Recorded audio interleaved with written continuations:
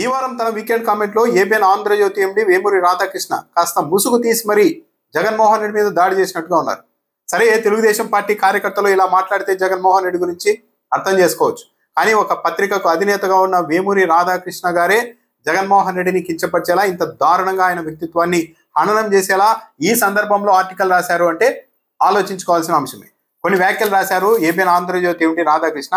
అయితే ఈ లక్షణాలన్నీ జగన్మోహన్ రెడ్డిలో ఉన్నాయా, లేకుంటే రాధాకృష్ణ గారు బాగా ఇష్టపడుతున్న వ్యక్తుల్లోనే ఈ లక్షణాలు ఉన్నాయా, ఆ లక్షణాలని జగన్మోహన్ రెడ్డిలో ఉన్నట్లుగా చిత్రీకరించే ప్రయత్నం చేస్తున్నారా అన్న అనుమానం కూడా కలుగుతుంది. జగన్ను అభిమానించేవారు ఆయన్ని చాలా గొప్పగా ఊహించుకుంటారు. నిజానికి జగన్ రెడ్డి అధికారంలో ఉన్నప్పుడు వారికి పెద్దగా ఒరిగింది ఏమైనా ఉందా అంటే అది కనిపించదు అని ఆంధ్రజ్యోతి ఎండి రాధాకృష్ణ గారు రాశారు. నిజం, జగన్మోహన్ రెడ్డి అధికారంలో ఉన్నప్పుడు వీధికో బెల్ట్ షాప్ పెట్టుకొని ఊరికో నలుగురు 5 మంది తెలుగుదేశం పార్టీ కార్యకర్తలు నాయకులు బాగుపడేలాగా దోచుకునేలాగా అవకాశమే లేదు. ఇప్పట్లాగా రేషన్ బియ్యం నుంచి ఉపాధి హామీ పనుల్లో వరకు దోచుకునేలాగా తన పార్టీ కార్యకర్తలకు నాయకులకి అయితే జగన్మోహన్ రెడ్డి అవకాశమే లేదు.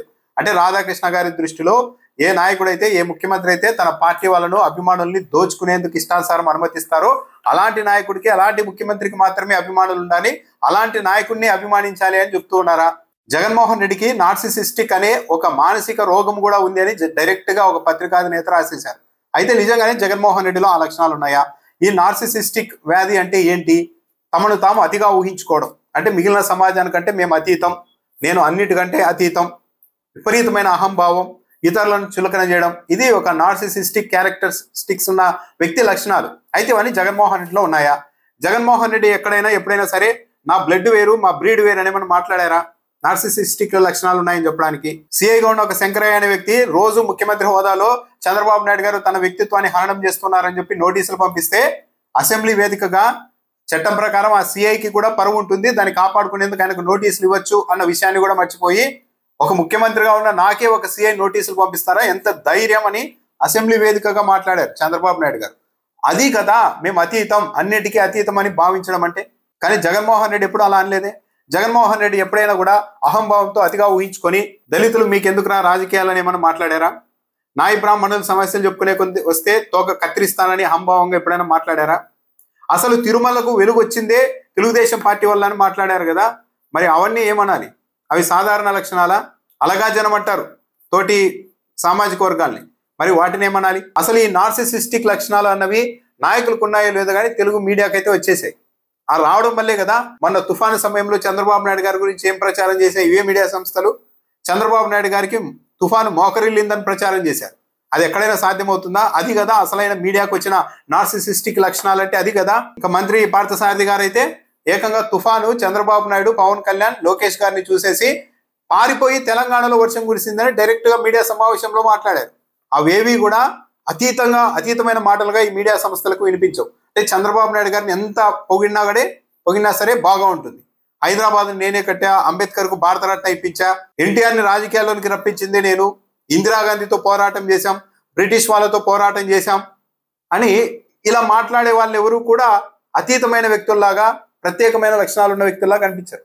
కానీ జగన్మోహన్ రెడ్డి ఏ రోజు కూడా నేను ఇలాంటివన్నీ చెప్పుకుంది లేదు.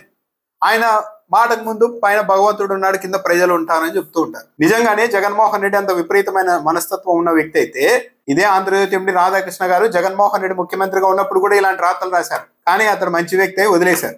ఇంకో ముఖ్యమంత్రి అయితే ఎంత సివియర్ గా రియాక్ట్ అయ్యేవారు.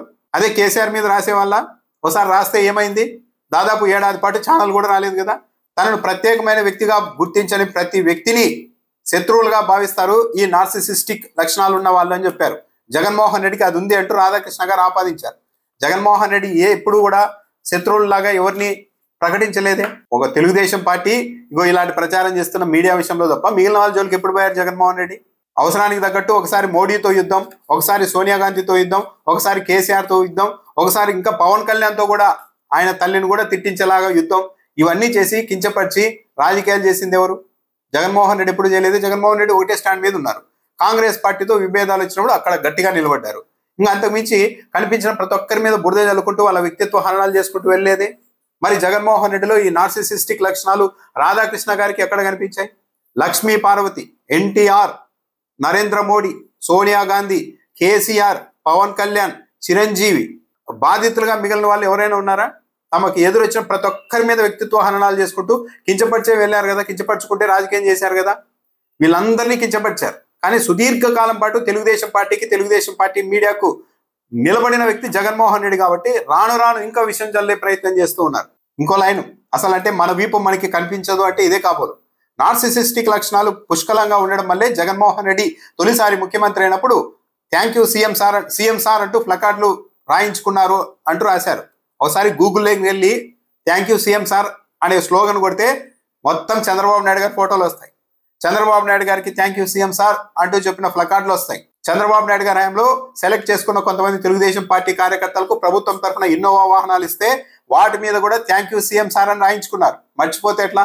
ఇప్పుడు కాదు, 2019లోనే ఆటోల మీద థ్యాంక్ యూ సీఎం సార్ అని రాయించుకొని చంద్రబాబు నాయుడు గారు ఆటో నడుపుతూ ర్యాలీలు చేశారు కదా, మరి అవన్నీ గుర్తుండవా? జగన్మోహన్ రెడ్డికి థ్యాంక్ యూ సీఎం సార్ అంటూ ఎవరు ప్లకార్డులు ప్రదర్శించారంట, అదొక నేరం, నార్సిసిస్టిక్ లక్షణాలు అంటున్నారు. మరి చంద్రబాబు నాయుడు గారికి రాసినారు కదా, చంద్రబాబు నాయుడు గారు అదే పని చేశారు కదా, మరి చంద్రబాబు నాయుడు గారిలో కూడా ఆ లక్షణాలన్నీ ఉన్నాయని చెప్పగలుగుతారా? జగన్మోహన్ రెడ్డి గురించి అభిమానులు చాలా ఎక్కువగా ఊహించుకుంటుంటారు అని కూడా రాధాకృష్ణ గారు రాశారు. అసలు ఎందుకు ఊహించుకోకూడదు జగన్మోహన్ రెడ్డి గురించి ఎక్కువ? జగన్మోహన్ రెడ్డి ఏమైనా అల్లాటప్పగా రాజకీయాల్లోకి వచ్చారా? Central government, state government, CBI, ED, 6 dozen TV ఛానళ్లు, 2 ప్రధాన పత్రికలు, మధ్యలో దూరిన ప్రతిపక్షం, అధికార పార్టీతో కుమ్మక్కైన ప్రతిపక్షం, ఇలా అందరూ ఒక్కసారి మీద పడినా సరే జగన్మోహన్ రెడ్డి 16 నెలలు జైల్లో పెట్టినా సరే బయటకు వచ్చి నిలబడి చివరకు 151 స్థానాలతో ముఖ్యమంత్రి అయ్యారు. ఎలాంటి పొత్తు లేకుండా, మరీ ముఖ్యంగా ఏ పార్టీ సాయం తీసుకోకుండా. అంత ట్రాక్ రికార్డు ఉన్న జగన్ను ఉద్దేశించి ఆయన అభిమానులు గర్వపడడంలో తప్పేముంది? ముఖ్యమంత్రిగా లేకపోయినా తుఫాన్ నుంచి ప్రజల్ని కాపాడిన ఏకైక మనగాడు జగన్మోహన్ రెడ్డి అని వాళ్ళ మీడియాలో ప్రచారం చేసుకుంటున్నారని రాధాకృష్ణ గారు ప్రత్యేకంగా రాశారు. ఒక అనలిస్ట్ ఒక మాట చెప్పారు, అది ఏ సందర్భం అన్నది కూడా రాయాలి కదా. సరే, ఆ మాట కాస్త ఎగ్జాగరేట్ చేసినట్టు ఉండొచ్చు, కానీ సందర్భం ఏంటి? జగన్మోహన్ రెడ్డి తెచ్చిన వ్యవస్థల కారణంగానే ఈరోజు తుఫాన్ నుంచి రాష్ట్రం బయటపడింది అని చెప్పారు. నిజం కదా ఇది? రాష్ట్ర ప్రభుత్వమే ప్రకటించింది 5800 కమాండ్ కంట్రోల్ సెంటర్లు ఏర్పాటు చేశాం గ్రామ స్థాయిలోని. అవన్నీ ఏంటివి? గ్రామ వార్డు సచివాలయాలు. సచివాలయ సిబ్బంది అద్భుతంగా పనిచేసి అక్కడి నుండి ఫీడ్బ్యాక్ ఇవ్వడం, ప్రజల్ని అప్రమత్తం చేయడం వల్లే చాలా పెద్ద ప్రమాదం తప్పిందని రాష్ట్ర ప్రభుత్వమే ప్రకటించింది కదా. ఆ సందర్భంలో జగన్మోహన్ రెడ్డి ఈరోజు ముఖ్యమంత్రిగా లేకపోయినా ఆయన తెచ్చిన ఈ సచివాలయ వ్యవస్థ, సచివాలయ సిబ్బంది, దీని కారణంగా, ఈ మెకానిజం కారణంగానే ఈరోజు తుఫాను సమర్థవంతంగా రాష్ట్ర ప్రభుత్వం ఎదుర్కోగలిగింది. కాబట్టి జగన్మోహన్ రెడ్డి ఈరోజు సీఎంగా లేకపోయినా సరే ఆయన వ్యవస్థ, ఆయన తెచ్చిన వ్యవస్థ పనిచేస్తోంది అన్న ఒక సందర్భంలో చెప్తే దాన్ని ఎటో తిప్పేసి ముఖ్యమంత్రిగా లేకపోయినా సరే ప్రజల్ని కాపాడిన మొనగాడు జగన్మోహన్ రెడ్డి అంటూ ప్రచారం చేసుకుంటున్నారని రాస్తున్నారు. అసలు తెలుగుదేశం పార్టీ వాళ్ళు గత 4-5 రోజులుగా చేస్తున్న ప్రచారంతో పోలిస్తే ఈ ప్రచారం ఎంత? తుఫాను మోకరిల్లింది, ఇక మంత్రి ఏకంగా అయితే వీళ్ళ ముగ్గురి దెబ్బలకి భయపడి పక్క రాష్ట్రానికి పారిపోయి, తుఫాను పారిపోయి తెలంగాణలో వర్షం కురిసిందని పార్థసారథి గారు చెప్తున్నారు. మరి ఈ మాటలను ఏమనాలి? జగన్మోహన్ రెడ్డి గురించి ఇంత దారుణంగా రాసుకుంటూ వచ్చిన రాధాకృష్ణ గారు చంద్రబాబు నాయుడు గారి దగ్గరకు వచ్చేసరికి ఒక్కసారిగా మార్చేశారు. ఏమని? సంక్షోభాలే సోపానాలుగా అని హెడ్లైన్ పెట్టి రాశారు, సబ్ హెడ్లైన్ పెట్టి. చంద్రబాబు నాయుడు సంక్షోభాలు వచ్చినప్పుడు దానిని సోపానాలుగా ఒక అవకాశంగా మలుచుకొని ముందుకు వెళ్తారు అంటూ రాశారు. కానీ చంద్రబాబు నాయుడు గారు కొన్ని నెలల క్రితమే విజయవాడ సగం మునిగిపోయే వరకు గుర్తుపట్టలేకపోయారు. సగం విజయవాడ మునిగిపోయే అవకాశం ఉంటుందని మాకు తెలిసి కూడా మేము సైలెంట్గా ఉన్నామని అధికారి సిసోడియా స్వయంగా చెప్పారు. ఎందుకంటే అది మునిగిపోతుందని తెలుసు, కానీ ఇంకేం చేయలేము మేము. అక్కడి నుండి ప్రజలను తరలించాలంటే పెద్ద సమస్య, చాలా పెద్ద టాస్క్, కాబట్టి మేము అలా వదిలేసామని చెప్పారు. ఇంతకు మించిన అవమానం ఒక రాష్ట్ర ప్రభుత్వానికి ఏమైనా ఉంటుందా? అంటే ఏదో అదృష్టవశాత్తు తక్కువ మోతాదులో ప్రాణ నష్టం, ఆస్తి నష్టం జరిగింది. ఇంకా పెద్దగా వరదొచ్చింటే కొన్ని వేల మంది ఏమైపోవాలి? జలసమాధి అయిపోయేవారు కదా. అంటే ఒక ముప్పు రాబోతోందని తెలిసి కూడా అక్కడి నుండి వాళ్ళని తరలించలేక మేము సైలెంట్గా ఉన్నామని రాష్ట్ర ప్రభుత్వం ప్రకటించిన తర్వాత ఇంకా విపత్తుల్ని ఎదుర్కోవడంలో ట్రాక్ రికార్డ్ ఎక్కడుంది? నార్సిసిస్టిక్ లక్షణాలు ఉన్న వాళ్ళు నిరంతరం ఇతరులను కించపరుస్తూ ఉంటారని కూడా రాధాకృష్ణ గారు రాశారు. మరి ఇప్పుడు జగన్మోహన్ రెడ్డి మీద రాధాకృష్ణ గారు చేస్తున్నది అదే కదా. అసలు ఎవరు చూడని అంశాలు కూడా చూసినట్టు, అంటే ఇలాంటివి అలవాటు చేస్తారు పత్రికాధినేతలు, ఇలాంటివి అలవాటు చేస్తారు అవతల నాయకుల మీద. లేనివన్నీ చూసినట్టు వాళ్ళల్లో అదింది, ఆత్మలతో మాట్లాడారు, అది ఇది అంటే మాట్లాడతారు. ఇక అవతల నెటిజన్లు, సామాన్య నెటిజన్లు ఇటల పార్టీల పెద్దల్ని టార్గెట్గా తీసుకొని వాళ్ళు ఇలాంటి కథలు కొల్లకి రాస్తారు. క్రియేటివిటీ అందరిలోనూ ఉంటుంది కదా. ఆ క్రియేటివిటీ హద్దులు దాటేలా చేసేదే ఇలాంటి పత్రికాధినేతలు. జగన్మోహన్ రెడ్డి మీద రాజకీయంగా ఎదుర్కోవడానికి ఇంకేమీ లేదు కాబట్టి గత 5 ఏళ్లుగా మళ్ళీ ఇప్పుడు కూడా అదే జగన్ వ్యక్తిత్వం, జగన్ మానసిక రోగి, జగన్ సైకో అని చెప్తున్నారు. జగన్ సైకో అయితే, మానసిక రోగి అయితే ఆయన మెంటల్ సర్టిఫికేట్ తెచ్చుకొని బయట తిరుగుతున్నారా? నిజంగా అనుమానాలు ఉంటే ఈసీకి ఫిర్యాదు చేయండి. రాష్ట్ర ప్రభుత్వానికి కేంద్ర ప్రభుత్వానికి ఫిర్యాదు చేయండి, సుప్రీంకోర్టుకు వెళ్ళండి. జగన్మోహన్ రెడ్డి మానసిక స్థితి సరిగా లేదు, రాజకీయాల్లో ఉండడానికి వీల్లేదని నిరూపితం అవుతుందేమో చూద్దాం. అసలు ఎవరు వ్యక్తిత్వాన్ని కించపరుస్తూ రాజకీయాలు చేసింది? ఇదే ఆంధ్రజ్యోతి పత్రికలో కదా. గతంలో ఒక నరసింహారావు అని ఆయన ఉండేవారు, మానసిక నిపుణులు. ఎవరైతే చంద్రబాబు నాయుడుకి వ్యతిరేకంగా తిరుగుతారో వాళ్ళ మీద వాళ్ళ వ్యక్తిత్వాన్ని కించపరిచేలా స్టోరీలు రాయలేదా? సోనియా గాంధీ మీద అత్యంత దారుణంగా ఆమె వ్యక్తిత్వాన్ని కించపరిచేలాగా ఆమె ఒక నియంతాన్ని రాయలేదా ఇది ఆంధ్రజ్యోతి పత్రికలో?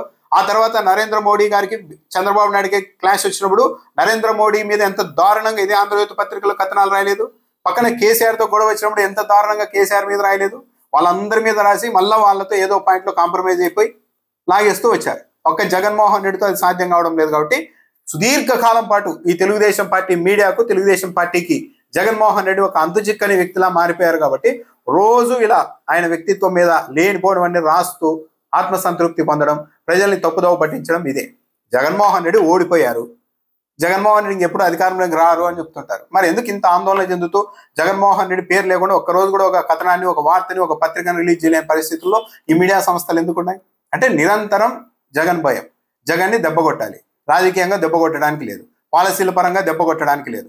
పరిపాలనలో గత 18 నెలలు, గత 5 ఏళ్లతో పోల్చుకున్న తర్వాత తొలిసారి ముఖ్యమంత్రి అయినప్పటికీ కూడా చంద్రబాబు నాయుడు గారి కంటే 100 రెట్లు బెటర్గా జగన్మోహన్ రెడ్డి పరిపాలన చేశారని ప్రజలంతా ఒక నిర్ధారణకు వచ్చేశారు. సో పరిపాలనలో కూడా జగన్ ని ఫేస్ చేసే అవకాశం లేదు. కాబట్టి జగన్మోహన్ రెడ్డి విపరీత మనస్తత్వం, జగన్మోహన్ రెడ్డికి నార్సిసిస్టిక్ లక్షణాలు ఉన్నాయి, ఆయన ఒక మానసిక రోగి అంటూ ఇలాంటి కథనాలు రాసుకుంటూ కించపరుచుకుంటూ పత్రికలు నడుపుకునే పరిస్థితి రావడం అవసరమా?